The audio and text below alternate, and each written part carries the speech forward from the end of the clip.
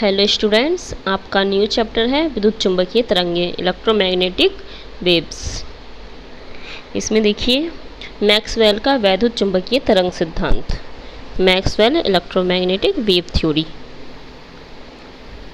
इसमें देखिए विद्युत चुंबकीय तरंगे किसे कहते हैं। सबसे पहले, जब किसी वैद्युत परिपथ में प्रवाहित वैद्युत धारा बहुत उच्च आवृत्ति से परिवर्तित होती है, अर्थात परिपथ में उच्च आवृत्ति के वैद्युत दोलन होते हैं, अथवा हम कह सकते हैं कि कोई आवेशित कण त्वरित गति करता है, तो उसकी ऊर्जा तरंगों के रूप में उत्सर्जित होने लगती है।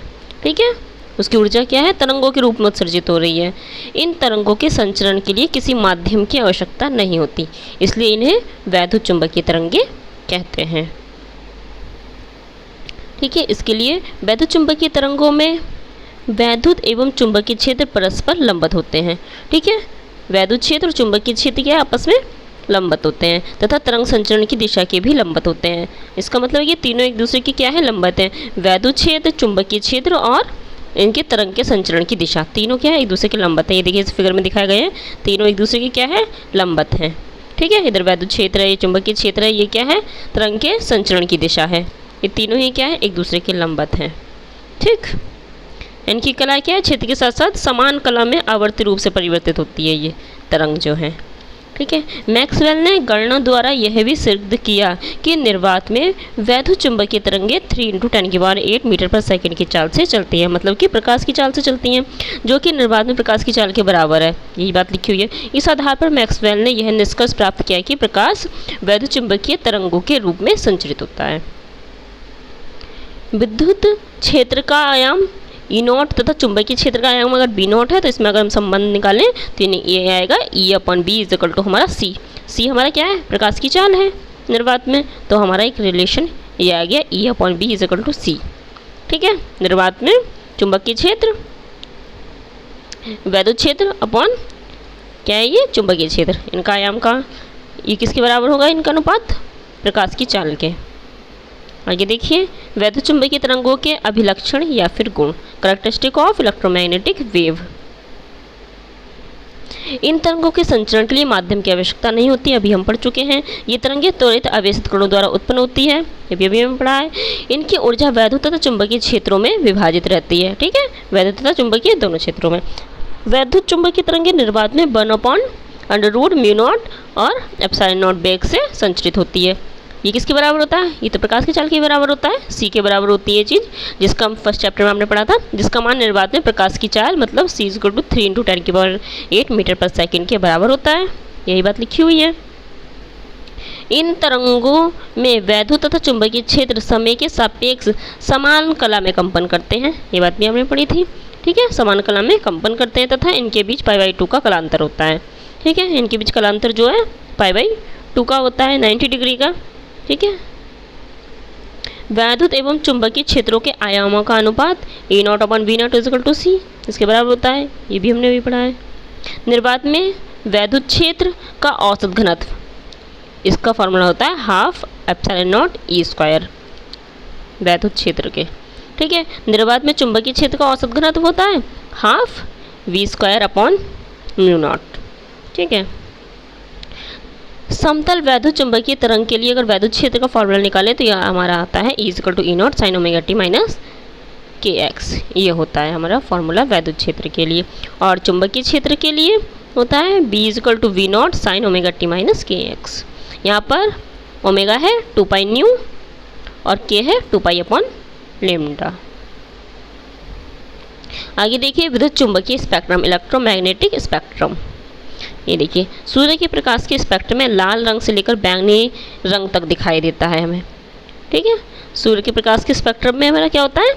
लाल रंग से लेकर बैंगनी रंग तक दिखाई पड़ते हैं। इस स्पेक्ट्रम को दृश्य स्पेक्ट्रम कहते हैं। ठीक है, लाल रंग से लेकर बैंगनी रंग तक का जो भाग है उसको कहते हैं दृश्य स्पेक्ट्रम।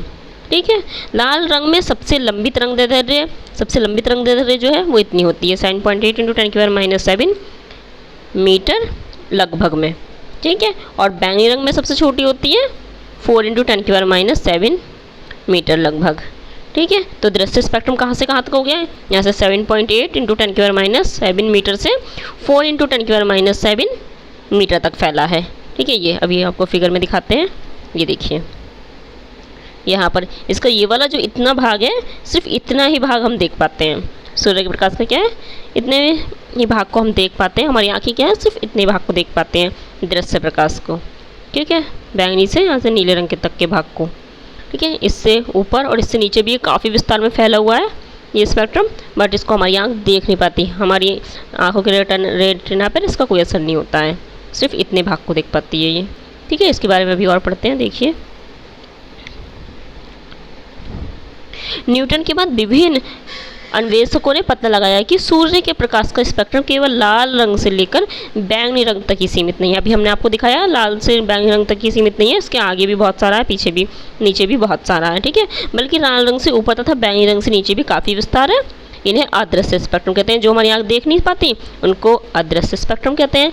लाल रंग से ऊपर बड़ी तरंगदैर्ध्य वाले भाग को कहते हैं हम अवरक्त स्पेक्ट्रम। ठीक है, लाल रंग से ऊपर ये देखिए फिगर में, ये देखिए अवरक्त स्पेक्ट्रम, इससे ऊपर वाले को कहते हैं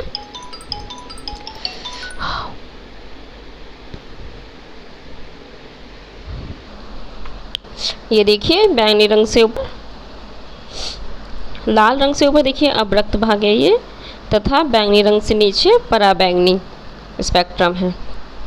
ठीक है, इस भाग को पराबैंगनी स्पेक्ट्रम कहते हैं नीचे वाले को, और इधर ऊपर वाले को अवरक्त स्पेक्ट्रम कहते हैं। बाद के अन्वेषकों ने क्या है, बाद के अन्वेषणों से एक्स किरणें, गामा किरणें तथा रेडियो तरंगों का आविष्कार हुआ।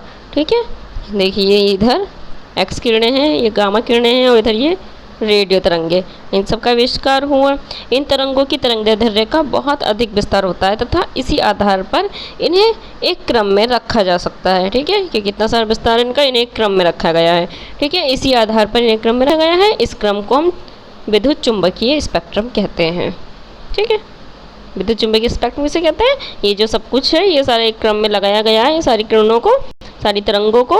ये दृश्य भाग है, बाकी इसके अलावा जो है सारा अदृश्य है, इधर वाला भी और इधर वाला भी।